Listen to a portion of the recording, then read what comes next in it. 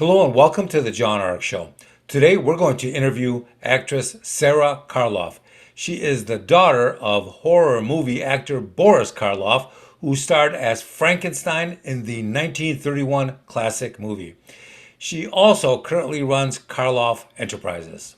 Before we begin, I want to encourage you to subscribe to our channel for free. You can also like, comment, and follow us. We're going to have a lot of great celebrity interviews coming up, so make sure to click on that notification bell so you can be notified every time we upload a new episode. Also, we ask that you post a link to today's show on all your social media to help spread the word. Now, let's say hello to Sara Karloff. Hi, Sara. Welcome to the John Ark Show. How are you today? I am just fine. How are you, John? I'm doing great, and it's very nice to meet you. Sara, a lot of horror movie fans believe that your father, Boris Karloff, basically triggered the explosive growth of the horror movie genre in the US and abroad when he starred in Frankenstein. What are your thoughts on that? I think that film made a tremendous difference in the direction that films of that sort took and how popular they became. Um, he just happened to be on the right corner at the right time. It was that film made a pivotal difference in his life, both personally and professionally. It was his 81st film, and as he said, nobody saw the first 80. So he'd been in Hollywood 10 years, and he was the only one that knew it That's before really making interesting. that film. Did any of the were any of the previous movies he made horror movies, or was this the first? Um, this was the first. He had made a lot of silent films.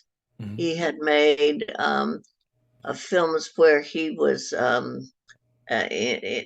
prisoner. He had made such as the Criminal Code. He had made some films where he was a gangster, but he'd never made what later became classified as a horror film. My father preferred the word terror to the word horror.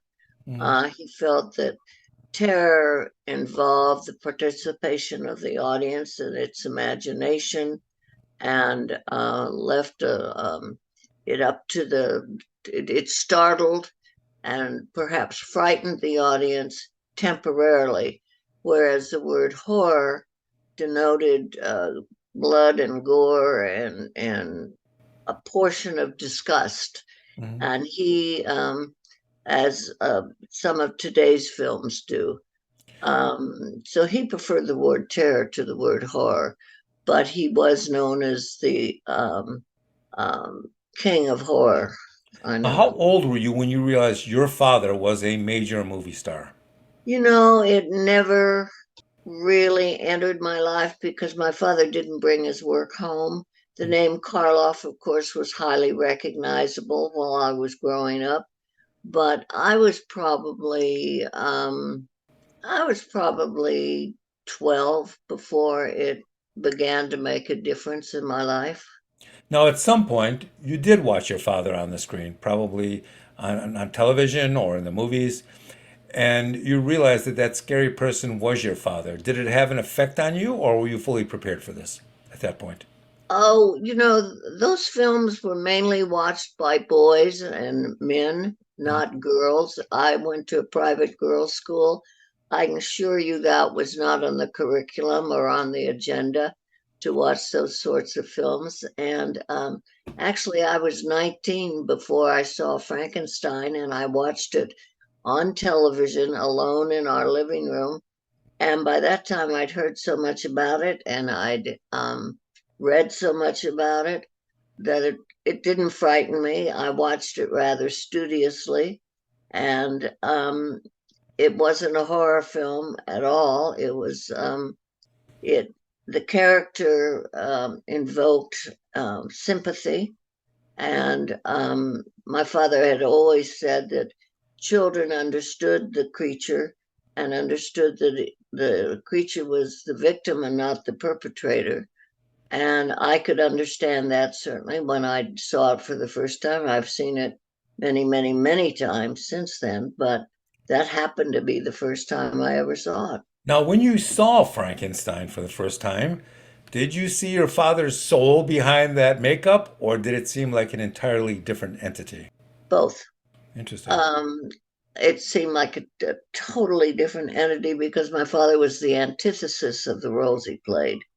Um, but I knew it was my father playing that role. Mm. But certainly, um, I realized that it was my father playing that role, but that was it. I didn't see any bit of my father in that role. What was life like during the top of Boris's career? Was he the toast of the town? Was he out at the bars constantly being chased by women? Or was he more sedate and civilized than that? My father was British. Mhm. His real name was William Henry Pratt, and he was a typical English gentleman, Mhm. very private, very modest, very self effacing. He was not a typical quote unquote movie star. He led a very quiet British sort of private life. So Boris was not partying constantly. He was a civilized gentleman who stayed home with his family, I presume. He was indeed, and he was a voracious reader. Mm. He loved the English game of cricket. Um, he loved animals, but he was nothing like the roles he played. Now, what was Halloween like when kids came to the front door and Boris answered the door? What was that like? Halloween at our house was very boring. People, if anything, people stayed away from our house at Halloween. Oh, that's funny. Now, when did Boris move back to England and why did he go back there? I would presume that his fortune was made in the US and that he would have wanted to stay here, but apparently not. Well, he worked and lived in Hollywood until 1949, and then he embraced the new medium of television, which was most active in New York. So he moved back to New York in 1949 and lived there for about 10 years at the Dakota and um, did a lot of work in television. We had three television series of his own Hmm. and was a guest star on many or most of the prominent shows of the day. And then in 1959, he moved back to England. His heart was in England. He was, as I say, British through and through, Hmm. very conservative, and he was able to commute um, back and forth within 5 hours to New York from London, Hmm. and so he could live in England and enjoy the lifestyle there, enjoy the game of cricket there, enjoy the the the walks and in the countryside. He had a cottage in Bramshot in Hampshire, and he had a flat in London.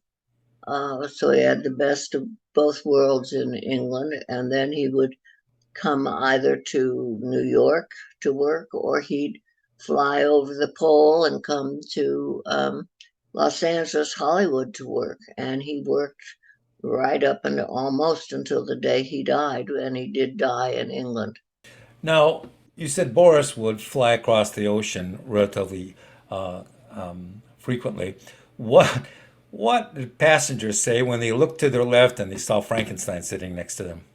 They didn't see Frankenstein, they saw Boris Karloff. I know, I know.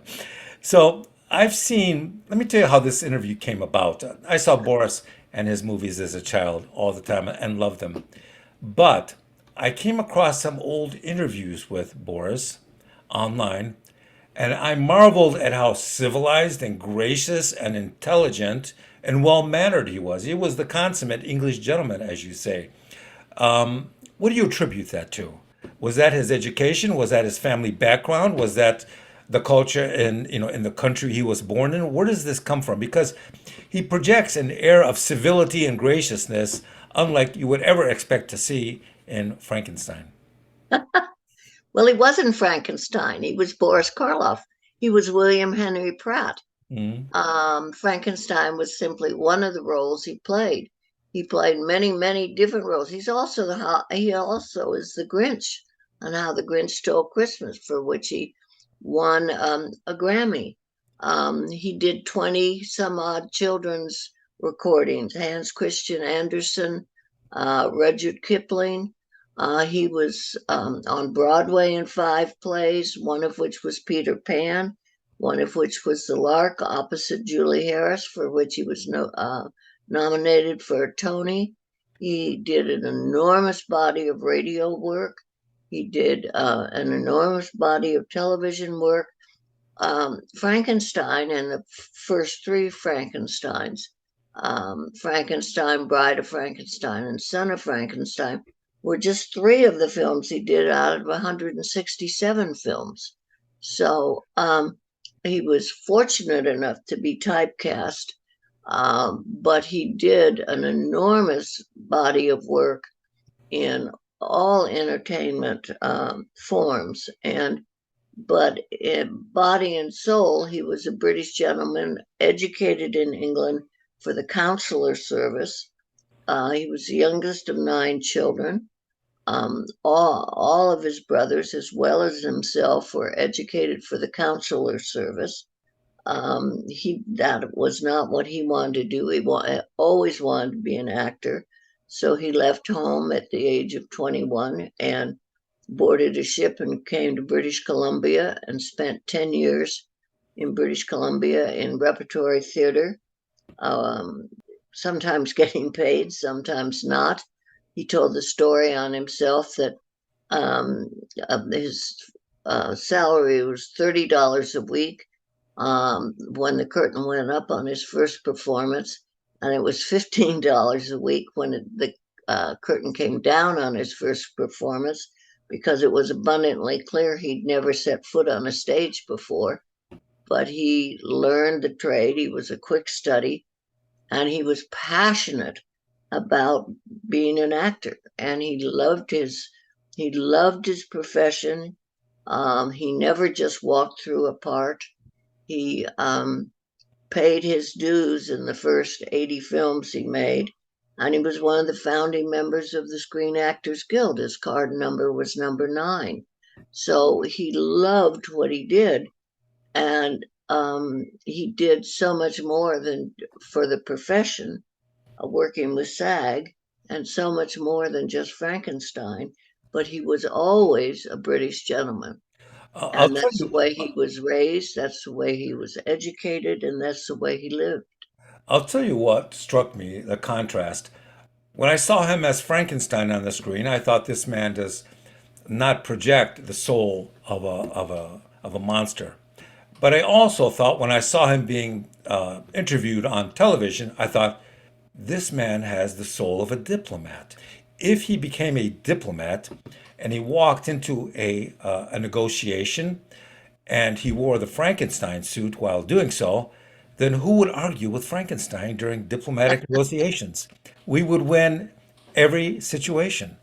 And I thought that was sort of funny, but that's what sort of caused me to put this interview together. Well, I think he did a lot of negotiating when he was on the board of directors of SAG, but he didn't wear his Frankenstein outfit then. He did it simply by being listening well and being reasonable, listening to both sides, and being a good negotiator. I'll tell you what else struck me as very interesting. You said he had the background of a British gentleman, but the architecture of his face, and I know a lot of that was makeup and built up, but still, even without the makeup, he seemed to have the architecture of an Eastern European man who could be a little nefarious if you looked at him in the right light. So I thought that was really interesting. But when he walked down the streets without his makeup, was he still recognized fairly often or not as much without the flat top? No, he was always recognized, both for the way he looked and also for his voice. His voice Mm. was highly recognizable. His British accent, and simply he could do anything with his voice, but he had a beautiful voice. He had a lisp, um, a British accent, and a lovely, gentle tone to his voice. So it was highly recognizable, as was his face, How out did of his makeup. how did his peers and other actors of his caliber treat him in Hollywood? Did they show him the proper amount of respect? Did they like him? Did they enjoy having him over for dinner? My father was respected and well liked in the business by his peers, and then those that knew him adored him. My godmother wrote a book, and she said, wrote a biography on my father, and she said, almost to a person, when she interviewed people, they would preface their remarks by saying, "Oh, dear Boris." So he was truly adored by the people who knew him personally, and then the professionals with whom he worked, his peer group, um, respected him highly. And there's a documentary out on him and called Boris Karloff, More Than a Monster. And everybody who was interviewed on it revered him. And they were people who had worked with him and people who hadn't worked with him but were in the profession. And he's highly regarded. I mean, he's been gone since 1969, Hmm. and people are still um, interested in him as a human being, as well as for the iconic roles he played. How did the studios treat him? Did they treat him well financially when it came time to negotiate the contracts? Um, he was paid the going wage of the time, and when he made Frankenstein, he was just a bit part player, Hmm. so or an extra, so he was paid accordingly. What about the next Frankenstein movie after that? Did he treat him with more financial respect at that point? Believe so. Okay. I've not read the contract. Now, I understand that Boris was married several times. Who do you think was the greatest love of his life? I hope I was. I was born on his birthday. Oh, really? That's interesting. Now, did you enjoy all the attention that Boris got from the public and his fans? Um, he was wonderful with his fans, and he was grateful for his fans. And so I have nothing but admiration for his fans and gratitude for them, because if it weren't for his fans carrying on the legacy of him and his work, I wouldn't be here doing this interview. How would you compare today's horror movies with the horror movies of your father's era? I don't like scary movies, so Interesting. I don't go see them. So Interesting. I'm the wrong person to ask that question of. How was the relationship between your father and Bela Lugosi in the beginning and then at the end? Um, I never met Bela Jr. Senior. I'm a good friend with Bela Jr. And we both say that they had a deep respect for one another as actors. Bela was Hungarian and, of course, had his own personal interests, and my father, being British, had his own personal interests. So they didn't socialize off screen because their interests were different, but they had a great regard for one another as professionals. Now, here we are all these years later, and perhaps one day you sit down on the sofa, you do a little channel surfing, and you see Frankenstein pops up on the screen. What are your Mhm. thoughts all these years later? Oh, I'm grateful for the length of legs of his legacy, and I'm grateful that the fans still watch it, and it's multi-generational in its appeal. Mhm. And I do various conventions and shows and talks about my father and his career, and I'm struck by how multi-generational the appeal is. I talk at schools, etc., Mhm. and uh, it's amazing to me the longevity of his popularity and how well versed people are about his career, and not just Frankenstein but balance of his career. So it, I'm very grateful to the fans. If you could speak to Boris once again, all these years later, what would you like to tell him? Thank you. And I love you. And I miss you. Well, Sarah, it's been great having you on the John Ark Show. Before we wrap things up, is there anything you would like to promote? Promote um, Do you have a kindness. website you would like to tell people about? Yes, I do have a website. It's www.karloff.com. Okay.